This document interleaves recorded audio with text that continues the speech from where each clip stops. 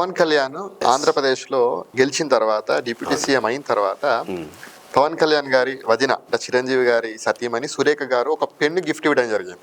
ఒక pen gift ఇవ్వడం అంటే కొంత అందరూ పెన్ను ఏంటి అనుకున్నారు. సో పెన్ను విలువ కూడా దాదాపు 6-7 లక్షలు ఉంటుందని కూడా విన్నాను.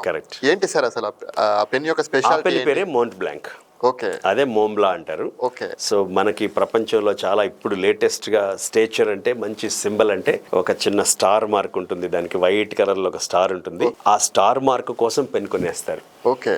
ఆ ఒక్క మార్కు కోసం 4-5 లక్షలు అలా ఈజీగా ఖర్చు పెట్టేస్తారు. ఆ రోజు ఆవిడ ఇచ్చిన పెన్ను మోంట్ బ్లాక్. అది ఒక లిమిటెడ్ ఎడిషన్ పెన్ను. ఓకే. అది మన ఇండియన్ కరెన్సీలో 6-7 లక్షలు ఉంటుంది. చాలా స్పెషల్ పెన్ అది. ఓకే. అంటే స్పెషాలిటీ అంటే ఏ విషయంలో స్పెషల్? ఆ ఇంకు చాలా స్పెషల్ ఇంకు, అలాగే దాని బాడీ కూడా చాలా చాలా ఎక్స్పెన్సివ్ మెటీరియల్ తో తయారు చేస్తారు.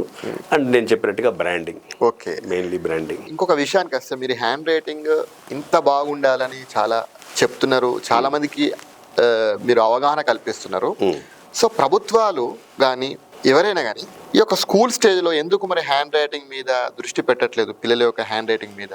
ఇవన్నీ మీరు ఇంత బాగా చెప్తున్నారు, ఈ రకంగా పెన్నులు ఇట్లా ఉండాలి, పెన్నులు ఈ రకంగా వాడాలి, హ్యాండ్ రైటింగ్ ఇలా ఉండాలి, అవన్నీ ఇంత బాగా మీరు చెప్పగలుగుతున్నారు. బట్ ప్రభుత్వాలు ఈ విషయంలో ఎందుకు ఆలోచించట్లేదు? అద్భుతంగా అడిగారు అక్షయ్ గారు. వి న్యూస్ ద్వారా నేను ప్రభుత్వానికి సూచిస్తున్నాను. ఒక డిఈఓ ఉంటారు, ఎంఈఓ ఉంటారు, ఒక ఎడ్యుకేషన్ సంబంధించి ఒక సెక్రటరీ ఉంటారు, ఒక ఐఏఎస్ ఆఫీస్ స్థాయిలో ఉంటారు, ఎడ్యుకేషన్ మినిస్టర్ ఉంటాడు.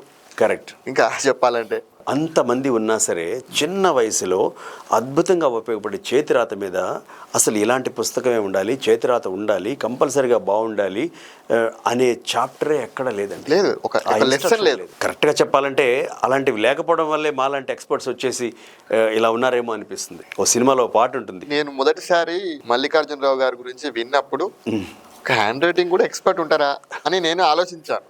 ఆ తర్వాత మీ గురించి రీసెర్చ్ చేసిన తర్వాత ఇంత ఉంటుందా హ్యాండ్ రైటింగ్ లో? అవును. మిమ్మల్ని ఇంటర్వ్యూ చేసే ముందు ఇంకా ఎక్కువ రీసెర్చ్ చేశాను. గట్టిగా చెప్పవలసి వచ్చినా పర్వాలేదు, అది ప్రభుత్వ వైఫల్యం అని నేను అంటాను.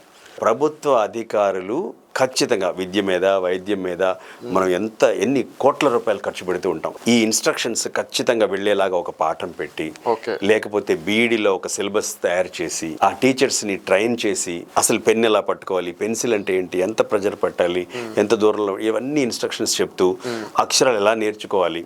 ఇప్పుడు లా నేర్చుకున్నారనుకోండి తెలుగులో, దాని నుంచి ఆ నేర్చుకోవచ్చు.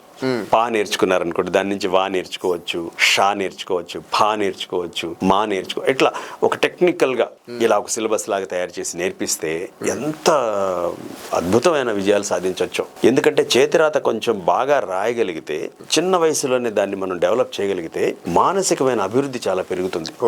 2017లో స్టాన్ఫర్డ్లో ఒక రీసెర్చ్ జరిగింది. మీరు ఒక సెల్ ఫోన్ తీసుకొని, ఒక ట్యాబ్ తీసుకొని ఒక 20 పేజీలు టైప్ చేయండి. టైప్ చేసేసిన తర్వాత మీరు ఏం టైప్ చేశారని అడిగితే ఎక్కువ శాతం గుర్తుండదు. అదే 20 పేజీలు చేత్తో రాయండి, రాసేసి ఆ పేపర్ల పక్కన పెట్టి మీరు ఏవి రాసేసారంటే 40-50% మనం చెప్పగలుగుతాం. సో రిటెన్షన్ పవర్ చేతిరాతకు ఉంటుంది. అందుకే never forget to hand right అంటుంది స్టాన్ఫోర్డ్ యూనివర్సిటీ.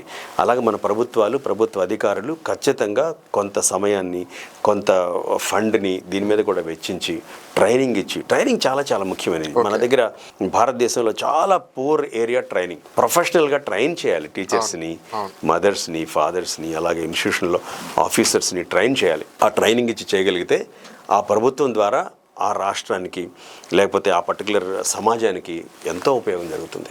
సార్, ప్రభుత్వాల విషయం పక్కన పెడితే మీరు అన్నట్టు స్కూల్స్లో ముఖ్యంగా ఆ చదువు చెప్పేటువంటి ఉపాధ్యాయుల యొక్క హ్యాండ్ రైటింగే అత్యంత దరిద్రంగా ఉన్నటువంటి సందర్భాలు ఎన్నో ఉన్నాయి. ఇది నిజమా కాదు, ఒప్పుకుంటారా? With all the due apology for the teachers, టీచర్ల క్షమాపణలతో నేను ఖచ్చితంగా చెప్పగలుగుతానండి. 35-40% మంది టీచర్స్ ఎన్ రాస్తే యూ లాగా ఉంటుంది. ఆర్కి ఎస్కి తేడా అసలు 1-7 ఒకేలాగా రాసే టీచర్ బోర్డు మీద రాసినప్పుడు నేను ఎన్నో వందల సందర్భాల్లో చూశాను. కొన్ని స్కూల్స్ చాలా పర్టికులర్గా ఇంపార్టెన్స్ ఇచ్చే స్కూల్స్ మాలాంటి ట్రైనర్స్ని పిలిచి టీచర్స్ కోసం సపరేట్గా ట్రైనింగ్ ప్రోగ్రామ్స్ పెట్టిస్తాయి.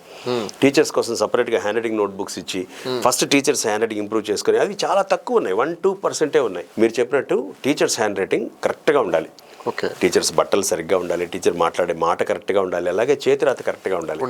ఎన్నో సందర్భాల్లో నేను చూశాను పిల్లల చేతిరాతలో ఐ మీద నాకు 0 కనబడుతుంది, స్మాల్ ఐ రాసినప్పుడు. ఎందుకు 0 రాస్తున్నావు, చొక్క రాయాలి కదా అంటే, సార్ నాకు ఆ టీచర్ చాలా ఇష్టం, ఆ టీచర్ బోర్డు మీద 0 రాస్తుంటే నేను కూడా అలవాటు చేసుకున్నాను. అంత ఇన్ఫ్లుయెన్స్ ఉంటుంది. ఓకే. ఒక టీచర్ ప్రభావం అంత ఉంటుంది కాబట్టి అదే టీచర్ బాగా రాస్తే, నేను చాలాసార్లు చూస్తాను క్యాపిటల్ P అని నేను ఇలా చుట్టి ఇలా రాసేస్తే చాలా మంది పిల్లలు ఎలా రాయడానికి ట్రై చేస్తారు. సో ప్రపంచంలో పిల్లలందరూ ఎలా నేర్చుకుంటారో తెలుసా అండి?